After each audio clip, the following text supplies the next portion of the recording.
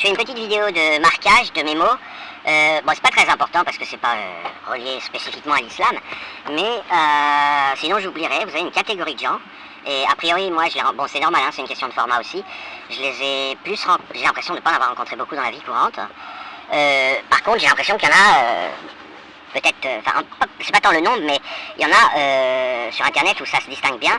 Là, je viens de remarquer qu'il y avait un point commun entre Résilient et ITR et le Z, c'est que quand ils interviennent, et moi, bon, Résilient, ça fait 3 ans hein, que je le pratique, donc je sais comment il fonctionne. Enfin, en tout cas, j'ai eu le temps de l'entendre, que je sache ou pas, que je me trompe ou pas, j'ai eu le temps de l'auditionner. Le Z un peu moins.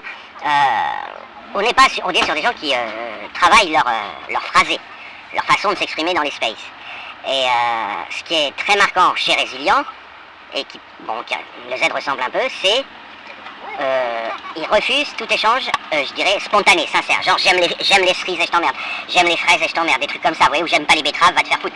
Non, non, c'est pas ça, ils vous expliquent, ils vont inventer un argument pour vous expliquer que les betteraves c'est pas bon et personne ne devrait les aimer. Voilà, des trucs comme ça, quoi. Avec une argumentation associée, je rappelle, toute argumentation est valable, moyennant les axiomes sur lesquels elle va implicitement s'appuyer. C'est les axiomes qui vont ensuite former la théorie dans laquelle s'inscrit cette argumentation, et en général c'est la fête du slip. Quand vous regardez la théorie, elle est contradictoire, elle est contradictoire de plein de manières, mais pas l'argumentation en elle-même, elle ne fait que s'appuyer sur des axiomes contradictoires. Ça n'a pas de sens de dire qu'une argumentation est contradictoire. Mais du coup, elle ne peut se valider qu'une fois qu'on en a recensé tous les axiomes, et une fois qu'on en a recensé tous les axiomes, on obtient ce qu'on appelle une théorie, et si la théorie est contradictoire plus, l'argumentation vole, enfin bref, passons, je vais pas faire un cours de maths.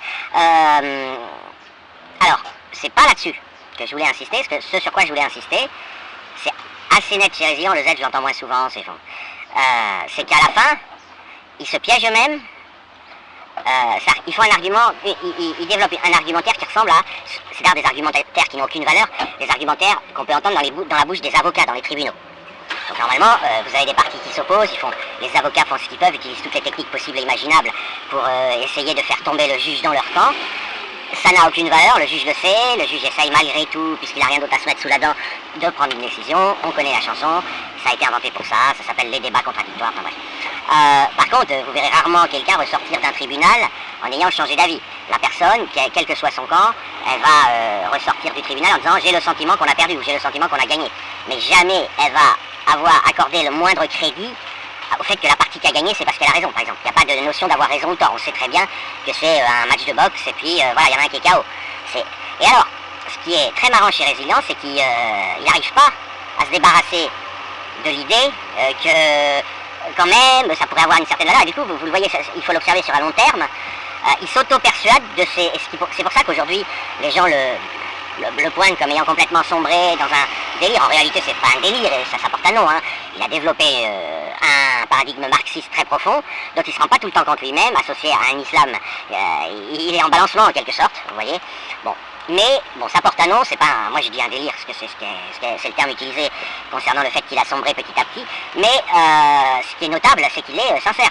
Il est sincèrement marxiste, si vous voulez. Alors, il conteste l'appellation de marxiste. Voilà, je vais être poli, je vais dire, c'est moi qui la donne. À Epsilon près, il est marxiste. Voilà, on va faire simple parce que c'est pas le sujet de mon audio, je pense pas qu'il écoutera, mais par délicatesse. Et voilà, et en fait, il s'est fait avoir à son propre jeu. C'est-à-dire que finalement, il est arrivé au tribunal, enfin, il est arrivé avec un paradigme d'avocat, donc il a parlé comme s'il était dans un tribunal, comme un avocat qui plaide une cause. Il est ressorti du tribunal, et puis il est monté dans sa voiture, et il a dit « Oh là là, je suis convaincu par ce que j'ai dit ». Ouais, mais c'est sincère en fait. C'est-à-dire qu'au début, il n'était pas convaincu, il a fait chauffer la plaidoirie, et puis de manière répétée, après ça. À la fin, les juges, tout ça, il sait pas, mais lui, il est convaincu.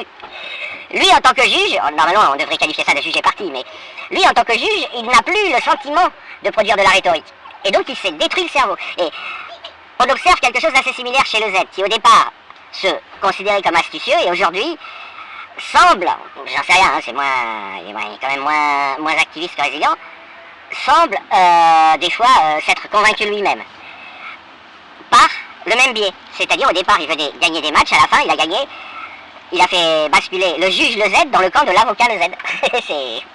C'est un truc de dingue. Et cette catégorie de tweetos existe. Bon là j'ai 2 items, j'ai pas en tête d'autres items, mais c'est intéressant de savoir que ça existe et ce sera intéressant de savoir comment... Donc j'ai rappelé quelques règles de base. Un space Twitter c'est pour ça que moi j'argumente strictement jamais. Dès lors que quelqu'un argumente, il est de mauvaise foi. Il faut partir de cette règle. L'argumentation sur Twitter, sur un space, en temps réel, en spontané, en réclamant une réplique immédiate de l'autre, l'argumentation de bonne foi n'existe pas. La bonne foi, c'est du témoignage. On décrit, on affirme, on témoigne. Ok. L'argumentation, c'est par écrit, et la réponse, elle vient un mois après par lettre commandée. Vous attendez encore un mois, la personne enquête, la personne travaille, cogite, et hop, au bout du deuxième mois, vous avez une deuxième réponse. C'est pas le même rythme. L'argumentation correcte, sérieuse, c'est mois après mois, c'est des échanges par écrit. Ok. Il est totalement irréaliste de penser que des gens qui se taquinent dans des spaces vont faire avancer le moindre schmilblick. Par contre, l'intérêt de ces conversations en temps réel, c'est que vous pouvez dire que vous n'aimez pas les betteraves. Et ça peut informer quelqu'un qui veut vous en vendre, qui cherche un autre client. Voilà. Ça, vous pouvez le dire. C'est pas une argumentation, c'est un témoignage. Vous partagez des ressentis que vous exprimez verbalement. C'est pour ça que moi je pourrais... J'aime pas dire ça et je le ferai jamais, mais en tant que... Voilà, de par mes compétences scientifiques, probablement, même si je suis lent, pas de mal à plier à peu près tous les tweetos. Hein. D'ailleurs, je l'ai fait à 2-3 reprises juste, comme ça, une fois tous les 6 mois ou tous les ans. Je le fais pour, voilà, parce que ça peut être utile aussi. Mais je me suis fait des fans à l'occasion d'ailleurs, mais bon, passons. Jamais je le ferai, parce que si je le faisais, ça voudrait dire que je prétendrais que si on ne pense pas à une objection à me faire sur le moment, ça veut dire que j'ai raison. Or, c'est pas le cas. Vous pouvez très bien sortir quelque chose à quelqu'un et vous savez très bien qu'il faut une semaine pour trouver une objection construite. Parce que ça va juste dépendre de la structure grammaticale de la formulation de l'argument. Voilà, et ensuite, sinon, il faut recenser les axiomes. Recenser les axiomes, c'est un travail fastidieux. Bon, moi, j'ai le fait, je suis capable de le faire en temps réel, mais très peu de gens, il n'y a personne sur Twitter, à ma connaissance, en dehors de moi, qui peut vous recenser tous les postulats présents dans un discours en temps réel.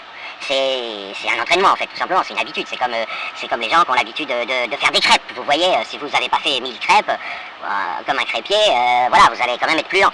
Bon, donc de toute façon ça n'a pas, et moi je vous me verrai jamais argumenter. Donc je sais pas s'il a existé une seule fois où j'ai fait, et pourtant j'en produis des discours, et pour cette raison-là justement. Donc ça c'est une règle d'or. Argumenter veut automatiquement dire être de mauvaise foi. C'est faux, mais approximativement vrai.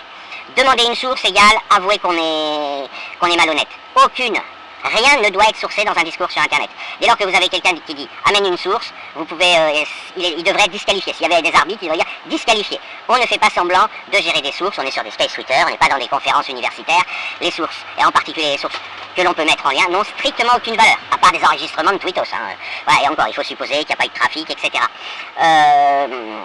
Dire « prouve-le », c'est une manière de dire je refuse de discuter. Voilà. On ne peut rien prouver.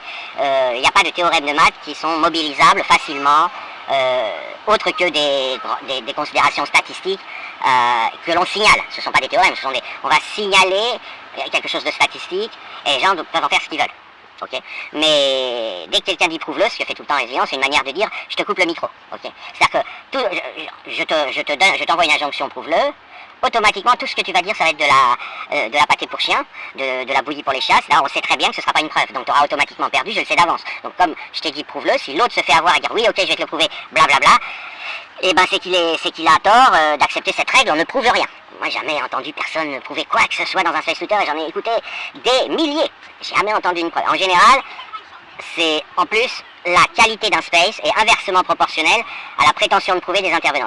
C'est dans les spaces où les gens sont descriptifs, affirmatifs, que ça se passe le mieux et que vous apprenez ce qu'ils pensent. Vous voyez, quand ils prétendent vous prouver quelque chose, ils vous sortent du charabia, parce que en plus les gens font pas de maths, donc ils savent pas du tout ce que veut dire prouver, et ils vous sortent un charabia en mettant le mot preuve partout, et en plus de ça, ils vous auraient affirmé quelque chose de carré, cash, faux peut-être, mais ils vous l'auraient affirmé. Tout le monde s'en sortirait mieux, y compris la personne elle-même. Hein. Y compris la personne elle-même. C'est pour ça que j'ai interviewé Edilos, parce que j'avais détecté qu'on pouvait l'inviter, qu'il accepterait, à dire cash sa théorie nazie, mystico-nazie, puisque lui il introduit un truc de plus que Hitler, il dit qu'en plus, enfin il affirme tout ce que affirmait Hitler, mais il affirme un truc de plus, il dit que les juifs ont passé un pacte avec le diable. Voilà, Hitler il n'a pas dit ça. Et donc Edilos il dit que le diable est présent sur Terre et chapeaute les opérations, ok. Voilà, bon, bah ça c'est faux, il y a peut-être des gens qui ont envie de croire que c'est vrai, mais c'est faux, mais personne ne va demander à Edilos de le prouver, et surtout pas moi, jamais. D'ailleurs je l'ai retenu quand il commençait à partir dans son vide, là, à parler pour ne rien dire, je lui ai dit non, attends, je te demande aucune preuve, je te pose des questions, je te demande des réponses affirmées. Tu m'affirmes ce que tu penses. Et ça s'est bien passé, j'ai eu la théorie d'Edilos posée sur un plateau. Voilà, quand on a compris ces quelques règles, eh ben, on tire plus de bénéfices des contenus des spaces, parce que un space finalement c'est pour partager aux autres quel type de goût vous avez, quel type de conviction vous avez, et autant les énoncer.